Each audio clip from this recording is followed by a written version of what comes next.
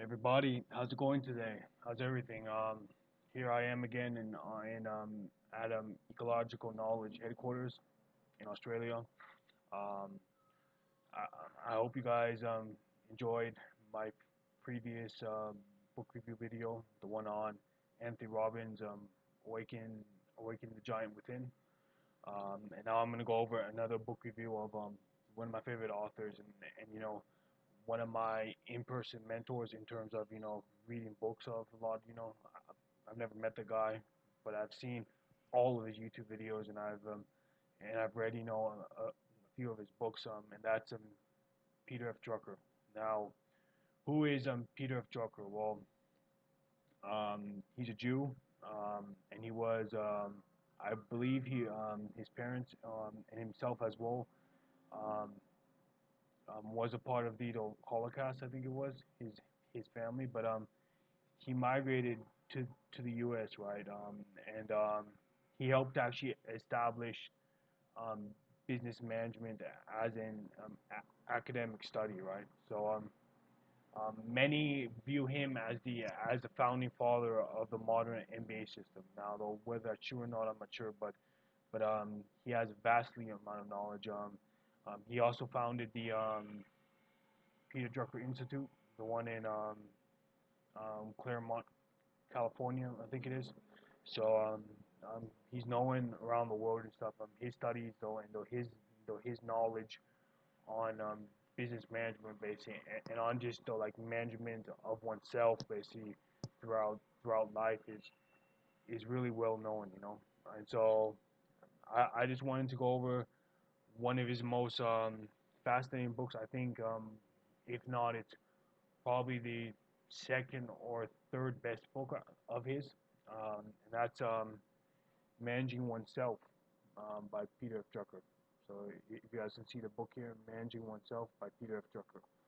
Um, Now, a few of you may be wondering why he calls the book Managing Oneself. Now, this is just a subjective opinion, from my opinion, from my aspect. I believe that he calls the book Managing Oneself because Peter Drucker says that before you can manage people, before you can manage your circumstances, no, sorry, before you can manage anyone really, you have to manage yourselves. So you have to know um, yourself really. Um, but then again, it's not only good. It's not only enough to know thyself. So if you guys understand ecological knowledge, basically means that all the knowledge you guys are given here is meant to be implemented in your guys' life. Ecologically.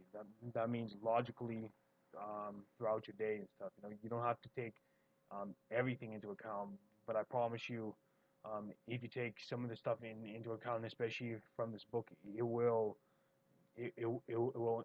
increase your life really, and your outcomes, right? So managing oneself basically focuses on you basically, um, and in the book Managing Oneself, uh, he says that that's important that we understand history a bit. So he like first starts out the book with saying a Da Vinci, a Mozart, all these all these great philosophers, thinkers, um, um, heroes, kings, however you want to call them, of our history, which we still read in textbooks today, and we still quote, right?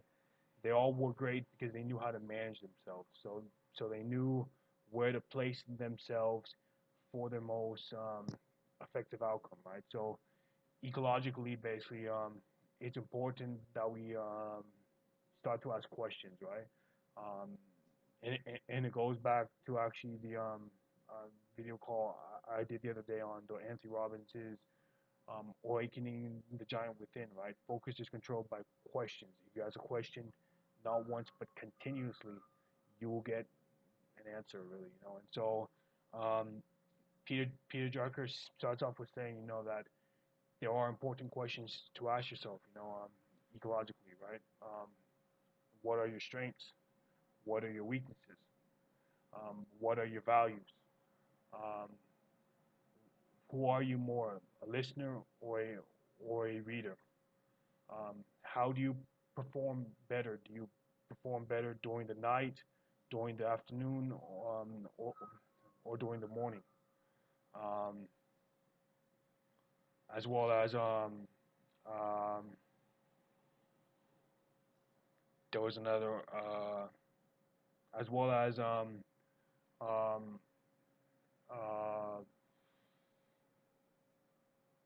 uh, do you perform well with people, or are you more of a loner? You know, all these important questions, which Peter Drucker says are like paramount to your life, really. And he's right, really. You know, because um, think about it. How many people really ask themselves, you know, throughout the day or like throughout their life, really examine their own lives. Remember, people, you know, Seneca talked about it as well, right? We seem to always be worried about trying to achieve everyone else's goal. We seem to always be worried about other people's business. We seem to be um, gullible onlookers when it comes to, you know, famous people, athletes, actors, actresses, singers, etc. Right? But what Peter Drucker really tells you is that he says, you know, wait, step back from all that, observe yourself, really, you know, observe yourself from like a third person view, sort of, you know. And so the way you know answers to these questions, which I just told you about ecologically, there's only one way, and that's what Peter Drucker calls feedback analysis. Now, of course, he didn't invent feedback analysis. You know, feedback analysis has always been there, right? So, what he means basically is that he says, you know, to like um, write down on a piece of paper what you think um, your those strengths are, your values are, your weaknesses, etc. Right? And then after 18 months, come back to that paper and see if you have accomplished that. You know, and of course, you know, and then you will know whether they are really your strengths, weak weaknesses, values, etc. Right? Um, so like for instance with me, for instance, I'll give you guys an example. On my weakness, right? I always thought I was never really, because I was really shy, you know, growing up and stuff, and so I always thought that I was never really a good speaker, you know, public public speaker, right? But when I went to uni and stuff, I actually spoke in every single class just to force myself to speak. Um, that way, I wouldn't be afraid or I wouldn't be intimidated, um, timid when people heard me speak, right? And then I learned that, you know, that was not one of my weaknesses. Simply was a impediment, not not getting me over that wall, you know.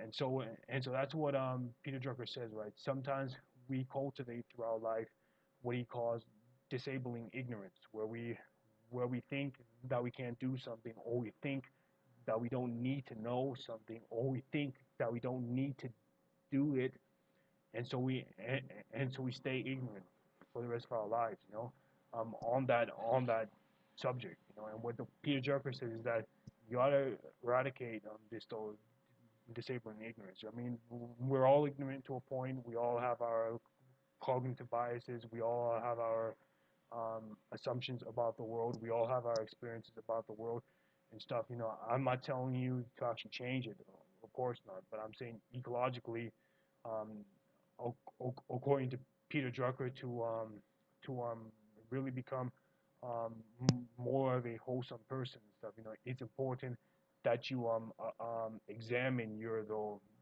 disabling ignorance, right? For instance, Peter Drucker tells another story about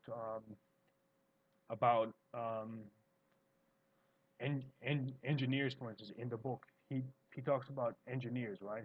And he says that a lot of engineers will actually never want to study people, never want to interact with people because they think that, you know, people are a waste of time, they have too much noise, and they complain too much, right? And that's a though like disabling ignorance. And he talks about as well human resources, human resource management employees. You know, where they will never want to learn anything about accounting because they're only specialized in hiring people. And he says that's a really ignorant way of actually living. You want to um, cultivate what he says. By the time you reach around 20 to like 25, you want to have cultivated in your life a human being in you, not just someone specialized in the accounting, someone um, specialized in the human resources, um, someone specialized in mining, whatever it is. And I think we've like lost that a bit. It's important ecologically to be eclectic. That means have like some like knowledge in like multiple fields.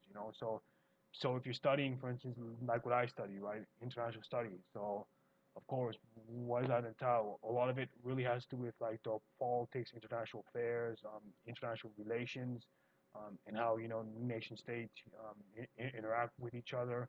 Um, global institutions like the International Monetary Fund, the World Health Organization, or the World Trade Organization. All these and how they interact, theories as well, right? Whether it's the dependency theory, world systems theory, etc. Right? Those who have studied international studies know this already. But I've learned as well, that only being specialized in that in that small dome, right? I'm actually missing everything outside here as well, right? And so what Peter Drucker says is that you want to be eclectic. You want to expand your like the knowledge and know about other things in life. Not just what you're specialized in, right? Now, why is this hard, right? Why is this so tough and stuff? What I'm telling you may seem quite obvious and stuff, and it may seem easy, and of course, most of you may even know this, but as what Peter Drucker says, it is not good to only know it, but you have to do it. Why? Because if you don't apply that ecological knowledge, which that condemns you to non-performance, um, and you don't want that in life, because you don't want to confuse accomplishment with motion. I think I've fallen prey to that as well. A lot of times when you think you are like doing a lot, right, and all you're doing is actually moving and stuff, you but you want results. So you want to apply this knowledge to your life, but with the end game of the having results, of like actually getting um, measurable results. Really, that's what it's about. So one more time, sorry. Going back on topic and stuff. Why does this seem so hard and stuff? You may ask yourself that though, like the simple question, right? If it's so obvious and so easy, why is it that hardly anyone does it, right? So Peter Drucker says simply because we are in a different time. We are in a different era now. He said that if you go back to like the pre-industrial revolution times, he says that um, if your parents were a part of the king's throne, well then of course you were like naturally born into the king's throne, right? If your parents were a part of the middle class, you were born into the middle class, and that's who you were. Period. If your parents were like the peasants, you were born into the peasant class, and that's who you were. Right? You didn't have a choice then. Then um, whoever your parents were, that is who you were throughout your whole life. Right? But he says that the now, of course, thanks to human rights, thanks to all the wonderful um, modern day um, um, human rights, really. That's what it comes down to, really. Um, we live in a much different world. We live in the knowledge world, really. So Peter Peter Drucker says that um, that the power has been put in the hands of the educated person. So in the individual, in you and I, who actually implement this like knowledge into our life, right? So we don't live really anymore that much in the university sort of world, because that's what Peter Drucker says, right? Firstly, he says that um, employees nowadays are like the mobile. So like um, you may recognize as well, right? You don't really work anymore in one place and that's it, right? You you of course move on to another stuff and you work here, etc. Right? It's not like in the 1950s, 1960s where you went to a corporation and you worked there for the rest of your life, right? We're in a much different world now, right? Another thing is that Peter Drucker says that employees outlive institutions, and so that's why um, that has also changed really institutions and the organizations for that manner as well. So Peter Drucker simply says um, that if you're able to know yourself, manage yourself, and then of course be yourself, do the stuff, you'll have a huge advantage over most people in the world. Thoreau said, the mass of men lead lives of quiet desperation. What is called resignation is confirmed desperation. It's hard to it's hard to say, but that's how most people live their life and stuff, and really simply, this is me to you and stuff. You don't want to be like that, or I assume whoever's watching this video, you want to distance yourself from from the common herd. It doesn't mean that you're higher than them. No, no, no. Of course not. Simply that you think differently than a lot of people. Um, and of course, then lastly, Peter Drucker um, talks about your second half of, about the second half of your life, really. So he talks about, like I was telling you, by the time you're around 20 to like 25 years old, um, it is good to have cultivated a human being already. So like having a vast amount of knowledge in different fields.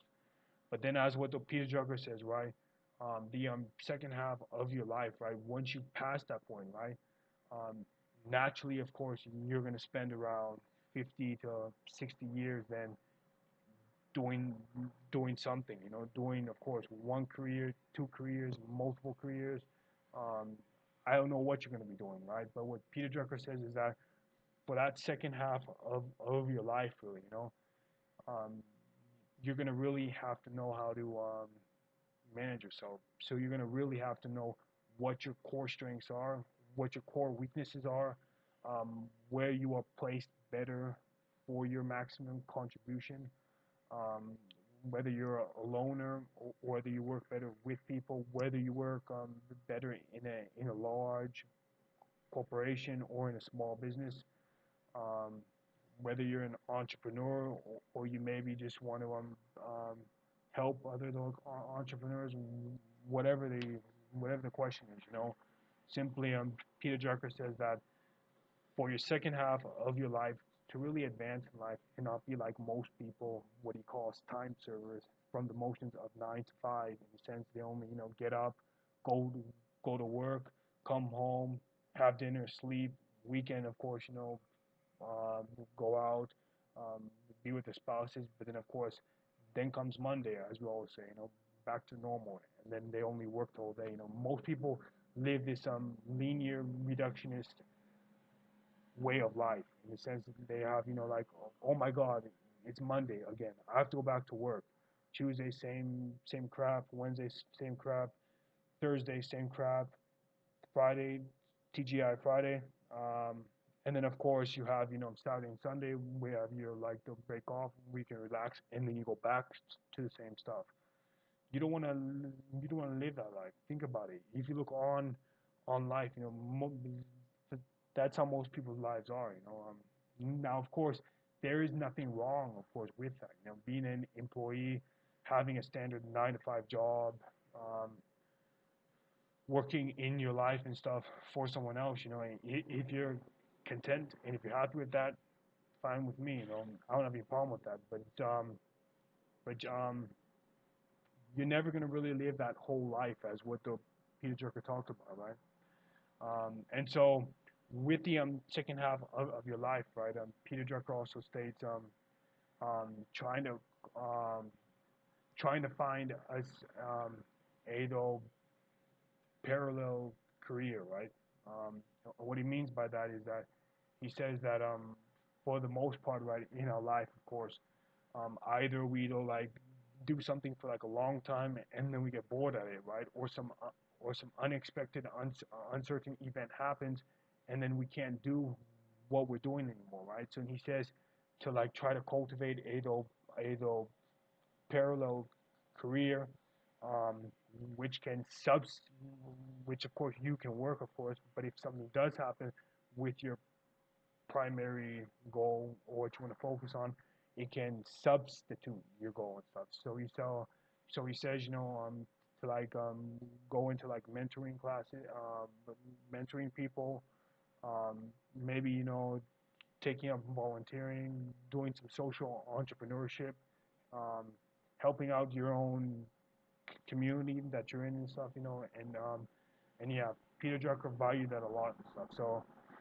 that's really the holistic overview of this book. However, I do highly recommend that whoever's watching this to actually buy the book. I checked yesterday on Book Depository. I think it was five. It was 9.59 or something. And I think on A Books is it's actually cheaper and stuff. And you can just order it online and have it bill shipped to your house. Um, one more time, Managing Oneself by Peter F. Drucker, Harvard Business Review. Um, so I like that. Like to whoever's watching, of course. If you have any comments or if you have any questions, leave it by the comment section. Um, and if you want to email me, of course, my little email is on the top. JohannesPilot@hotmail.com. Follow me on Twitter or on my Ecological Knowledge Facebook page. Um, and yeah, whatever questions or whatever comments you guys have, leave it on. And I'm happy to answer anything or just read whatever comments you may have. Um, but I'll see you guys on the next book.